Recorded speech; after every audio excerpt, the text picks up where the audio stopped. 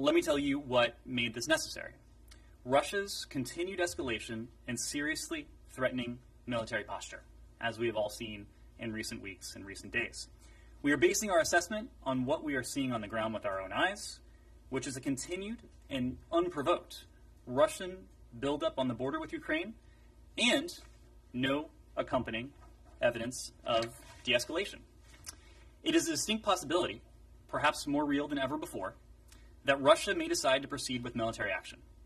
With new Russian forces continuing to arrive at the Ukrainian border and Russian forces staged all around Ukraine, an invasion, as we have said, could begin at any time. Should Putin decide to order it, there would be widespread human suffering. All the while, we are actively working to try to reach a diplomatic solution, and we remain engaged with the Russian government following President Biden's call with President Putin over the weekend. But since no one has full visibility into President Putin's decision-making, and there hasn't, as I said before, been any tangible sign of de-escalation, we have taken the prudent steps of updating the travel advisory for Ukraine to urge U.S. citizens to leave Ukraine immediately using any available mode of transportation. And now, most recently, as you saw just a little bit ago, we are in the process of relocating our diplomatic staff from Kyiv to Lviv. The staff in Lviv, including our chargé, Christina Kevin, will remain engaged with the Ukrainian government, coordinating on diplomatic efforts. We will continue our close coordination with Ukraine as well as with our allies and partners. Russia, if it sought to do so, has failed in its goal of dividing the United States and our allies and partners. If anything, we are more united as we confront Russia's threats and aggression. We are intensifying our efforts to deter Russia and to impose costs should Moscow decide to go ahead with military action. Whatever happens next, we are resolute in our support for Ukraine's sovereignty, for Ukraine's territorial integrity, and we will continue our assistance to the people of Ukraine. It remains unclear to us whether Russia is interested in pursuing a diplomatic path as opposed to the use of force. We remain committed to keeping the prospect of de-escalation through diplomacy alive. We will remain committed to doing that for as long as we can. But Russia must de-escalate and engage in genuine dialogue and diplomacy. Next, before I take your questions, one additional element. I want to take a moment to explain the executive order that President Biden signed on Friday. As we are all acutely aware, the people of Afghanistan face enormous challenges: an economic crisis born of decades of dependence on international aid, severe drought, COVID-19, endemic corruption, among others. Afghan central bank reserves held at the Federal Reserve have been inaccessible for months, in part because of the uncertainty regarding who could authorize transactions on the account, but also due to pending litigation by 9/11 victims and other victims of terrorism. Victims of terrorism, including of the September 11th terrorist attacks, have brought claims against the Taliban, and they are pursuing the central bank's remaining assets in federal court. This administration will continue to support these victims and their families, recognizing the enduring pain they have suffered at the hands of terrorists, including those who operated from Afghanistan prior to the September 11th attacks. These victims and their families should have a full opportunity to set forth their arguments in court, and they will. We have no idea how long that litigation will take, and in the meantime, the humanitarian and economic situation in Afghanistan continues to deteriorate by the day. That is why President Biden signed the executive order on Friday to preserve and protect those reserves as part of an effort to make $3.5 billion available for the Afghan people. Fundamentally, this EO is aimed at protecting and preserving funds for the benefit of the Afghan people. And we've taken further steps to set aside $3.5 billion for such uses to try to clarify that they cannot be attached or seized. The objective is to make these funds available for the Afghan people without having to wait for the full court process to conclude. No decision has been made about how these funds will ultimately be used to benefit the Afghan people, many of whom are also victims of terrorism. Whatever mechanism is established, it will be designed to minimize the risk the funds end up in the hands of the Taliban or other sanctioned individuals or groups. It is ultimately up to the courts to determine whether the remainder of these funds should go to victims of terrorism who hold judgments against the Taliban. These funds will continue to be the subject of ongoing litigation in U.S. courts by victims of terrorism. These victims and their families, as we've said, should have a full opportunity to set forth their arguments. This action marks a significant step forward in the United States' effort to authorize the transfer of a significant portion of the funds to meet the needs of the Afghan people. I want to reiterate, Friday's executive order was a step towards making a significant portion, $3.5 billion of these funds, accessible to the Afghan people. And this action demonstrates that America's ties to the people of Afghanistan, built during 2 decades of working side by side, are steadfast and enduring. And with that, I'll be happy to take your questions. Thanks, Ned. Can I just, on Ukraine, your comments just now and the decision to close the embassy, move to Lviv, would seem to suggest that you don't put a lot of faith in the comments that Foreign Minister Lavrov made this morning about, there's still time for diplomacy to work here. Is that a fair assessment of your understanding? We have taken note of his comments. What we have not taken note of is any indication of de-escalation. We have not seen any tangible, any real sign of de-escalation. We have been consistent that we want to pursue the path of diplomacy. We want to resolve this through dialogue, through diplomacy, through communication. We hope the Russians have a similar willingness. But we've also said that in order for diplomacy and dialogue to succeed, it has to take place in the context of de-escalation. And we have not seen anything resembling de-escalation. There is not that context yet. If Foreign Minister Lavrov's comments are followed up with concrete, tangible signs of de-escalation, we would certainly welcome that. We have not seen that yet. Has there been any movement on another conversation between the Secretary and the Foreign Minister? Have you gotten, and also it looks like the Russians are making noise that they've pretty much finalized their response to your response. And so have you been led to believe that anything on either of those fronts, the response or another meeting or phone call, is coming soon? Well, we've seen the comments from the Kremlin, from Moscow today, indicating that their response, in their words, has been finalized. It's been, I believe, over 2 weeks now since we dispatched our non-paper to Moscow. We've yet to see a response. That remains accurate as of today, as of this moment. But we will, of course, carefully review the Russian written response when we do receive it. As you know, Matt, over the weekend, President Biden hasn't had an opportunity to speak to President Putin. That call was preceded by a phone call that Secretary Blinken had with Foreign Minister Lavrov while we were in flight. During that first call, the call between Secretary Blinken and Foreign Minister Lavrov, Foreign Minister Lavrov indicated what the Russians seem to be indicating now publicly today. Namely, that is that they were finalizing at the time, the written response that they intended to transmit to the United States, a response that would carry the imprimatur of President Putin.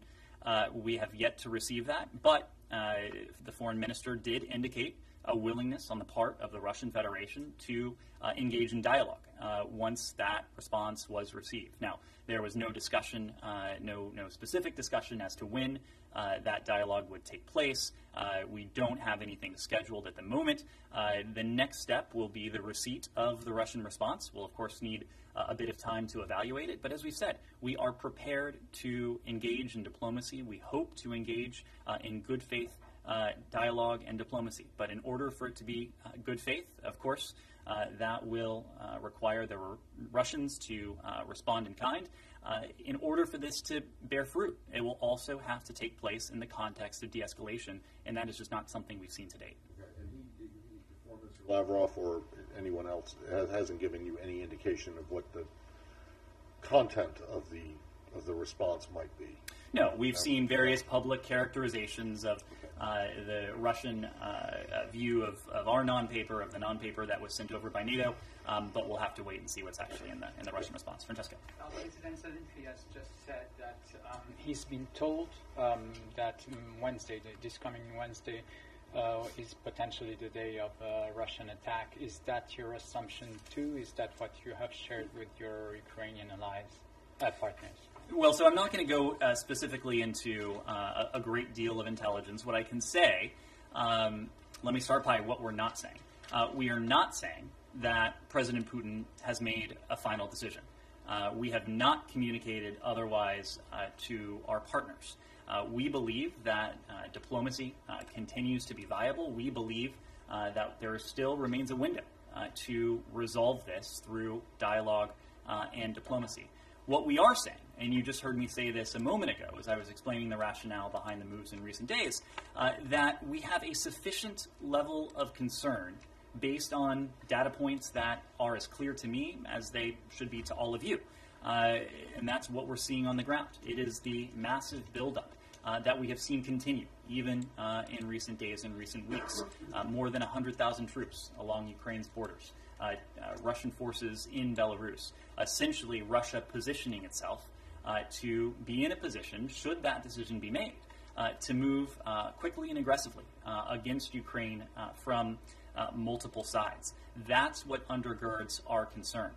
We have erred on the side of transparency with our allies and our partners. Of course, that includes Ukraine. We'll continue to share with our Ukrainian partners information and intelligence as we are able.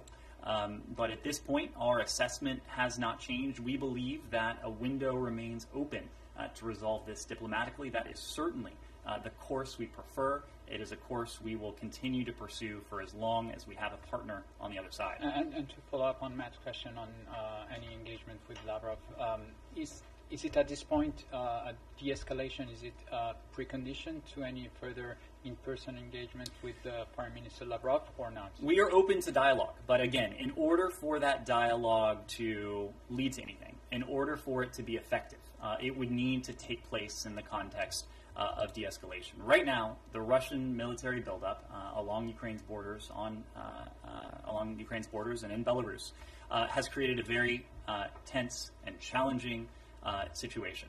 It is a very dangerous situation that could escalate, whether intentional or not, with little or no warning. We want to see de-escalation, both for the sake of this dialogue and diplomacy bearing fruit and resolving this peacefully, but also in an effort to lower the risk of conflict, to lower the risk of this turning very bad very quickly. That is our concern right now. We have not seen that de-escalation. We don't yet know that President Putin has made a decision. That is why we think diplomacy continues to be viable, but we need to see de-escalation in order for that diplomacy. What does de-escalation mean? I mean, you guys always talk de-escalation, but you never define that. Well, we have talked about it. We've seen escalation on the other side, like troops going to Romania, Poland, airplanes and so on. First of all, I would take issue with that. What we have done is to prepare for either course that the Russian Federation may take. Again, we are prepared and we have engaged in dialogue and diplomacy. We've done that in concert with our allies and partners, but we're also prepared for the course of defense and deterrence, knowing that President Putin may well decide to order an invasion and now has the ability to do so in short order. Everything that we have done, Saeed, has been in the vein of defense and deterrence. It is not NATO that is threatening Russia. It is not Ukraine that is threatening Russia. NATO is a defensive alliance. What we have done is reassure, including through measures that the Department of Defense, the President has spoken to reassure and to reinforce our allies on NATO's eastern flank, and to provide Ukraine with defensive supplies that Ukraine would need to defend itself should Russia make the decision to move forward with an unprovoked attack against Ukraine. That is not in the vein of aggression. That is quite the opposite. That is in the vein of defense and deterrence. In terms of the steps Russia would need to take, I'm not here to define what Russia needs to do. There are a range of steps that the Russian Federation could take that would signal de-escalation. There are more than 100,000 forces arrayed along Ukraine's borders. There are thousands of forces in Belarus. We've heard bellicose rhetoric emanate from elements of the Russian Federation. All of those things could change. This buildup has taken place in the course of a couple months. In the course of hours or days, we could see tangible signs of de-escalation if Russia makes the political decision to do so. Barbara. President Zelensky, recently suggested very vaguely that perhaps the notion of NATO membership might not be achievable. He said it is for us like a dream. And of course you had the comments from the Ukrainian ambassador to the UK in which he suggested it might be up for some kind of negotiation, although that's been walked back and they've said it's part of the Constitution and so on. But there is discussion perhaps on how to respond to this particular crisis and whether NATO membership might be part of that. What are the Americans saying to Ukraine about that? Is that something that you are encouraging? Is that something that you are advising on, some kind of formula that might be a place where there could be a diplomatic solution? Because it seems unlikely there'll be some kind of solution without involving Ukraine's status. Ukraine's aspirations are not a matter for us to decide. Ukraine's aspirations are not a matter for any other country to decide. We've been very clear about this, and this is at the core of what we've been saying in terms of that diplomacy. There are some areas where, through the course of good faith discussions and negotiations, we think we could address some of our own security concerns, the security concerns of the transatlantic community, that is to say, the shared concerns of the United States, of our European allies and partners, and also address the stated concerns of the Russian Federation. And we've delineated a number of those. A number of those are now available online to subscribers of El País to see for themselves. So I need not go into them now. At the same time, we've been consistent all along. There are some things that are non-negotiable. They have raised with you. I'm not going to go into discussions with our Ukrainian partners, but our message to them, both public and private, has been that no other country should be in a position to dictate the aspirations of any other country, whether that is Ukraine or any other country around the world. We've made the point repeatedly, tensions that Moscow has provoked needlessly, tensions that Moscow has precipitated for no reason. But in many ways, what we are seeing here is bigger than the tensions between Russia and Ukraine, the tensions between Russia and the international community. And that is because what Russia is threatening itself is an affront to the rules-based order that has undergirded 70-plus years of unprecedented levels of stability, of security, of prosperity. If Moscow purports to dictate international borders, if Moscow purports to dictate the foreign policy decisions, if Moscow purports to dictate the alliances and partnerships of any other country, that would be an assault on that order. It would have implications certainly for Ukraine, but it would have implications far beyond Ukraine. And I think that is why you've seen not only the United States, but also the United States and our partners and allies speak up firmly, speak up with one voice to make clear that we would not stand for it and that there would be profound consequences for Moscow should it choose to move forward with that aggression. Missy. I just wanted to ask on the two things. On the embassy, can you just confirm that the Marine Guards are also gone and that there's nobody left? And who will be responsible for, presumably the Ukrainian government, but what are the arrangements around safeguarding the facility? And then just to clarify on the potential for further diplomacy with the Russians, is it your understanding, or what is your understanding regarding whether or not they have agreed firmly to more NATO-Russia Council talks, or the bilateral talks, or the OSCE talks, or have they just sort of indicated general openness to it? What's your understanding based on the recent discussions? So on your first question regarding our status in Ukraine, we are in the process of moving our operations from Kyiv to Lviv. The Charge is already in Lviv. The vast majority of our team is in Lviv. We are grateful to the Ukrainian National Guard and Ukrainian National Guard police, I should say, who will guard our embassy in Kiev. It is certainly our intention to return to that embassy in Kyiv just as soon as it is safe for us to do so. When it comes to the dialogue, as I've said before, the Russians have indicated a willingness, at least stated a willingness, to continue to engage in dialogue and diplomacy. We certainly hope that is the case. We certainly hope they will do so in good faith in the context of de-escalation. We have also been very clear with the Russians that this cannot be exclusively a bilateral matter, because it is not a bilateral matter.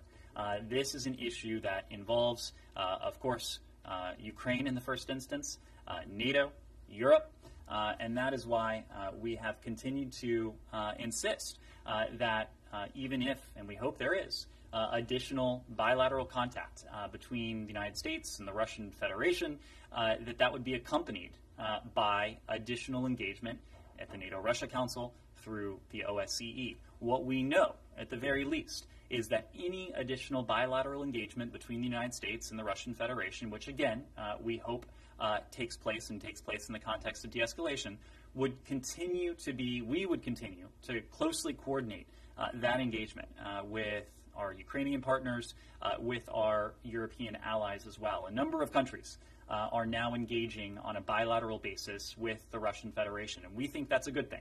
We think that is a good thing because these countries, including the French, including the Germans, they have done so in close and extensive coordination with the United States. As you know, President Biden has had now a couple opportunities to speak to President Macron. Chancellor Scholz was just in Washington, I believe it was last week, where he met with President Biden. Secretary Blinken was also in that meeting. So we've been in close, regular, extensive consultation with our allies and partners. But as for the next steps, first it's our impression that we'll be in receipt of the Russian response, and we'll have to take it from there. Scheduling of any specific NRC or SSD or OSCE meeting would come, if it comes, after you guys get the response? Well, I can't speak for NATO. I can't speak for the OSCE. What I can say at this point is that there is not another engagement on the books right now. But again, we hope there is one, and we hope there is one that gives way to de-escalation and to diminution of tensions. Yes, Tracy. Thank you. Following a little bit on this question, can you say for the record why Lviv is really that much safer for American diplomats than Kyiv, given the multi-pronged, overwhelming invasion that so many of you are forecasting? Is it a way to just sort of pretend you still have a presence in the country? No, it's a matter of geography. And Lviv's location, of course, affords it a degree of protection that other places in Ukraine may not have. The buildup of forces on Ukraine's eastern borders, the buildup of forces along its northern border with Belarus. Of course, that has implications for large swaths of Ukraine, including Kyiv. We have made the determination to move our operations to Lviv out of consideration for the safety and security of our personnel on the ground. And when you say the vast majority of our team is there now in Lviv, do you mean the vast majority of the original full embassy, or you mean the vast majority of the core team? Well, we've been drawing down our embassy presence for some time. As you know, we went to ordered departure for dependents. We went to authorized departure for some of our staff now a number of days ago. With the ordered departure, we have drawn down further. Some of those members of our team have returned to the United States. Others are going to other locations inside of Europe. Now we have a core team that remains in Ukraine. We are in the process of moving that remaining core team from Kyiv to Lviv. I know you won't say numbers, but does that core team, 10% of the original I'm just not in a position to get into numbers. Okay. Yes. Ned, thank you. Mark Stone from Sky News. A couple of points can I just get clarification on? There have been reports that documents and computers in the embassy in Kiev are being destroyed. Is that correct? Can I also ask about reports that you've seen artillery pieces and troops on the Russian side being moved into an attack position, as it's been described? Do you recognise that? And then a more broad point, if I can. The President Zelensky comments about a Wednesday attack. In the last few moments, his spokesperson has said he was being sarcastic and in his statement. Can you explain the clear disconnect between what the Ukrainian government is saying about the threat and what the West is saying about the threat? Because I think the public is a bit confused globally. Understood. Remind me of your first question again. I'm sorry. The first question was just details on whether stuff is being destroyed in the embassy. So as you know, we've been planning for this contingency, as we do for a range of contingencies, for some time now. And there are a standard set of procedures that we set into motion when we do begin an embassy drawdown, and certainly when we relocate our operations from one site to another. I can't get into the full set of those operations, but those operations were set in motion as appropriate. What I can say is that we had been planning for this. There was a great deal of meticulous planning that went into this, and as a testament to that, for example, we did not have to destroy any valid passports. We have undertaken prudent precautions when it comes to sensitive documents, sensitive equipment, but just can't offer a whole lot of detail there. Your question on various reports of artillery moving into attack positions, what I can say is that we have grown increasingly concerned by what we have seen on the part of the Russian Federation in recent weeks and recent days. Some of these reports are, again, very public, clear as day, in terms of additional forces heading towards arriving at the border with Ukraine, additional forces going into Belarus. Not in a position to detail the full rationale for our concern, but our concern has only increased. We have not seen indications of de-escalation that we've called for, that we think are necessary if diplomacy is to bear fruit. When it comes to what you're hearing from President Zelensky, from our Ukrainian partners, look, we are coordinating extremely closely with them. The Secretary had an opportunity to speak to Foreign Minister Kuleba this morning. President Biden spoke to President Zelensky yesterday. The Secretary, just a couple days ago, had another conversation with Foreign Minister Kuleba.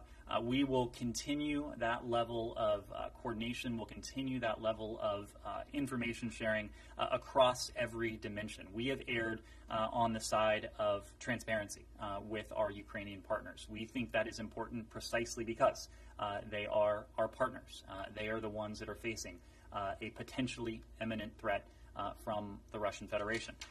And so that's why we've continued to engage with them. Just to follow up, why is it that they don't seem as concerned about the threat as you are? The Ukrainian ambassador to Washington has made very clear statements. She has indicated that they are seeing much of the same information we are, and that is for a simple reason, because we are sharing robust amounts of information with them. So it's not the threat, I mean the intent. President Putin's intent. They don't seem convinced that he has the intent. The threat is obvious. It's on the border. Well, as we've said, we also do not know that President Putin has made the decision. What undergirds our concern is precisely the threat that you are speaking to, that our Ukrainian partners have spoken to, that is visible to everyone here. There's a good reason why we are taking the prudent precautions that we've taken vis-a-vis American citizens in Ukraine, who we've urged for some time now to leave immediately, using commercially available options to take overland routes. And in fact, Even in recent hours, we've provided additional guidance to American citizens on the ground in Ukraine, telling them specifically which border crossings they should use, facilitating their access through engagement with our Polish allies that will help them across the Polish border on an expedited basis. It is precisely why we've taken the steps we announced today, relocating our embassy operations from Kyiv to Lviv. It's precisely why we are taking these prudent steps in the vein of defense and deterrence that we have. The threat is very real. I don't think anyone is arguing about the severity of the threat that the Russian Federation is currently posing. Simon. Thank you. A little bit more about the decision to move the embassy, or to move embassy operations. Is that something that you discussed with the Ukrainian government before you did it, and what was their response to you doing that? Because you're saying that you're going to continue to engage with the Ukrainian government, but you're going to be in a different city to where the Ukrainian government is, right? So how does that work? Do you expect Ukrainian officials to shuttle back and forth from Kiev to Lviv, or is the charge going to come to Kiev, or have you? It seems like you're saying that Kiev is not safe for Americans to be there right now. So how can your level of engagement remain the same with the Ukrainians, and this not be a message to them that we're no longer sat with you in Kiev? Well, let me start by saying precisely what the relocation of our operations doesn't signal. It does not signal any diminution on our part for the territorial integrity, for the sovereignty, for the independence of Ukraine. Quite the contrary. There are a number of functions that are going to remain. We are going to continue to be in a position to provide defensive security assistance to our Ukrainian partners. That will absolutely continue. Our charge will currently is in Lviv. She will remain in regular, constant contact with our Ukrainian partners. Of course, much of that contact takes place from our team on the ground in Kyiv, but as you saw just again this morning, Secretary Blinken is in frequent contact with Foreign Minister Kuleba, and I suspect that will continue as well. What this does signal is one thing and one thing only, and that is the priority we attach to the safety, to the security of American citizens, whom we've now urged to leave the country immediately, and also to our colleagues who are on the ground, to their safety and security. Only the United States government has that priority when it comes to the safety and security of American citizens, including our colleagues. No other country, no other entity can be in a position to make a judgment about what is in the best security interests of our colleagues on the ground. And it is our considered judgment that it is now prudent for our colleagues to relocate from Kyiv to Lviv precisely because of the threat. Is there a specific threat to U.S. diplomats? Because, that would be presumably a breach of, I guess, the Geneva Convention, that Ukrainians are responsible for protecting diplomats in the country. You're kind of implying that if the Russians do come into Kiev, they can't be trusted to respect diplomats. Even in the Second World War, diplomats stayed in Berlin, for example. Is there a specific reason you have to believe that those diplomats would face harm? We're not here, and this move does not indicate there's any specific threat to American personnel on the ground in Ukraine. But what we do know is, given the capabilities that the Russians are poised to deploy, should President Putin make that decision, that incursion into Ukraine could entail massive violence, massive destruction, and the loss of life would not discriminate between Americans, Ukrainians, others. And so it is, in our considered judgment, a prudent step for our team on the ground to relocate from Kyiv to Lviv. We've talked about the geographic reasons why Lviv is a prudent step at this point. But again, this is not out of concern that our diplomats would be any more under threat than anyone else. Yes, Rosalind. Yeah, I have a couple of questions. One, Chancellor Schultz is on his way to Moscow. Has the administration contacted him, gotten a sense of what's really happening in Kyiv right now? And is the U.S. giving him a message to give to President Putin? And then my other question is, and it follows on Simon's point, what is the U.S.'s commitment to ensuring that the Zelensky government or any democratically elected government in Ukraine remains intact and does not become a proxy state for Moscow? When it comes to our German allies, as I alluded to already, Chancellor Scholz was only recently at the White House. He had an opportunity to sit down with President Biden. Secretary Blinken was in attendance for that meeting as well to discuss our joint and shared approach to the crisis that Moscow has needlessly provoked. And it is a joint approach. You heard that from Chancellor Scholz when he was standing next to President Biden at the White House. You heard that from Chancellor Scholz even in recent hours in terms of his comments about the strong, unified response that would befall Moscow were it to pursue the path of aggression. So we are in regular contact with our German allies, our embassy in Berlin, but also here from the State Department. I fully expect that high-level engagements will take place in the coming days with our German allies. As I said before, there are a number of countries, the Germans, the French included, that have engaged at senior levels with the Russian Federation. We have all been doing this with that core precept in mind. Nothing about without when it comes to the United States, and the close coordination, the close consultations that we have engaged in, those have been reciprocated from our allies who themselves have engaged with the Russian Federation. Look, I don't want to get into a hypothetical when it comes to what may happen next. Our goal is to deter. Our goal is to do everything we can to prevent a conflict from breaking out. That is why we continue to leave open the possibility for diplomacy, not only to leave that open, but to very clearly indicate in no uncertain terms that it's our preference. We are ready and willing to continue discussions in close concert and consultation with our allies and partners regarding means to de-escalate this. What is required for that to bear fruit, however, is de-escalation. And there is only one side that has escalated.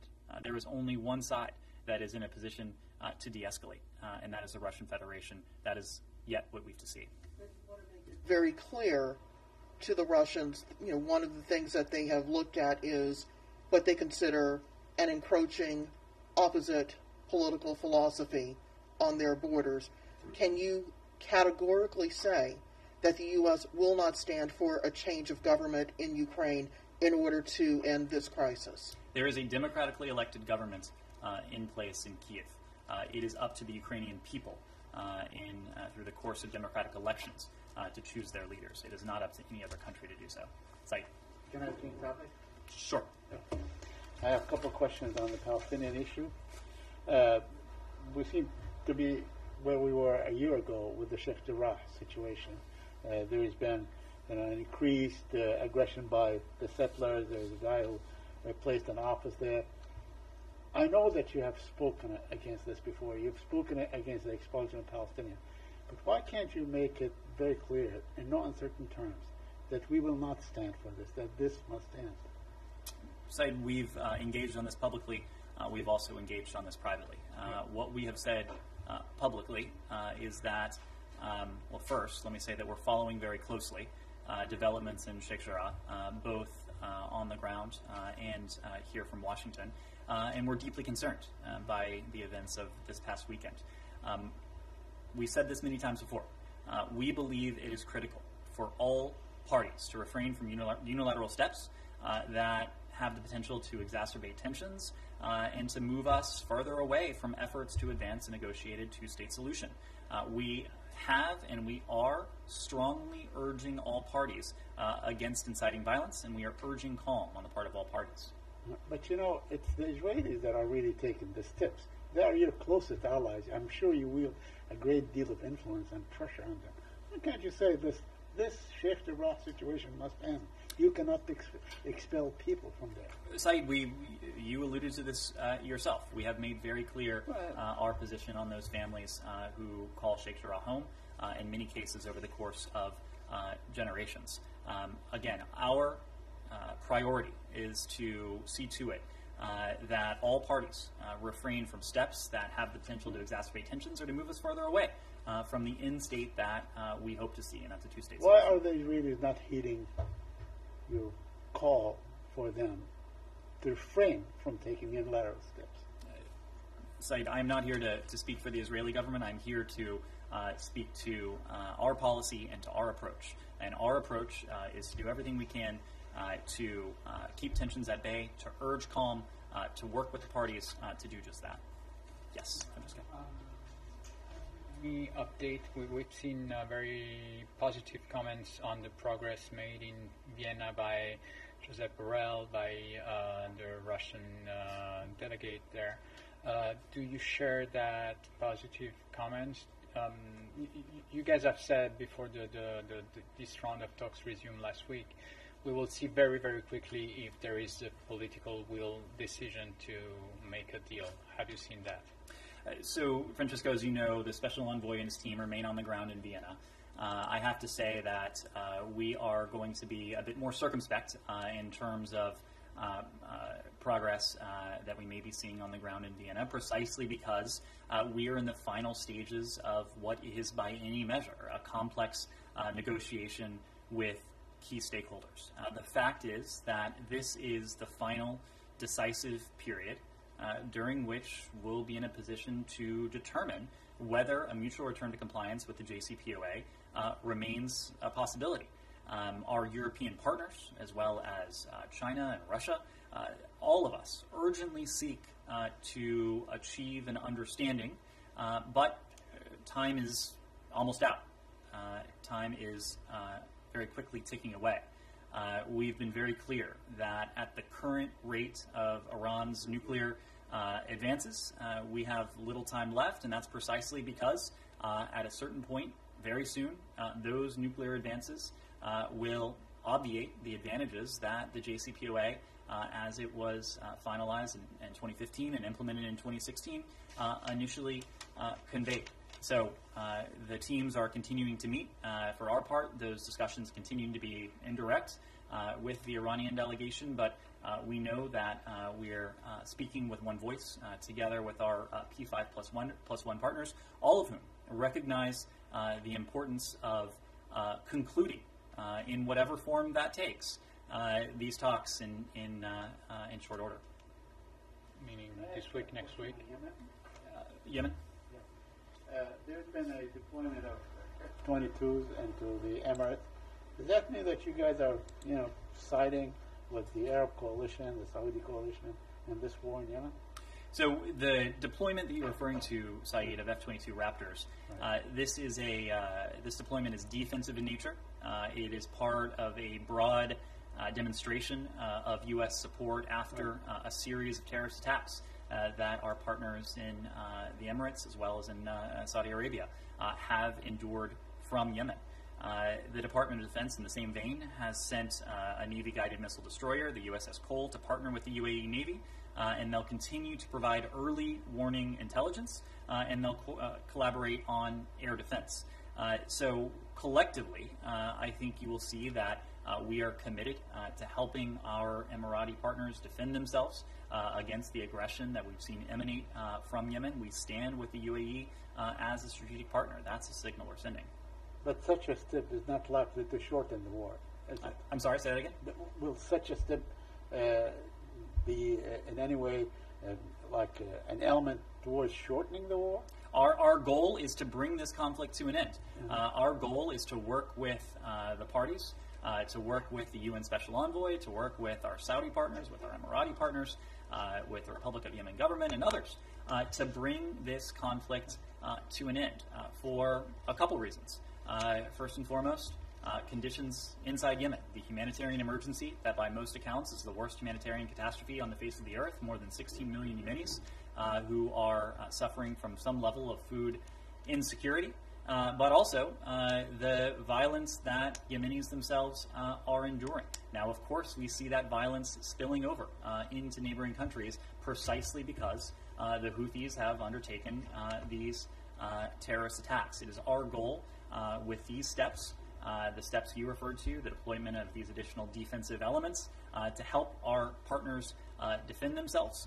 But that in no way replaces our emphasis on the diplomacy, because we know only through a diplomatic end to this conflict will we be able to address the humanitarian concerns in Yemen, the security concerns inside Yemen, but also the threat that our partners face emanating from Yemen.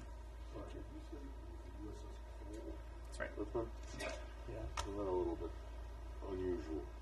I guess you don't do military deployments. I'm asking why.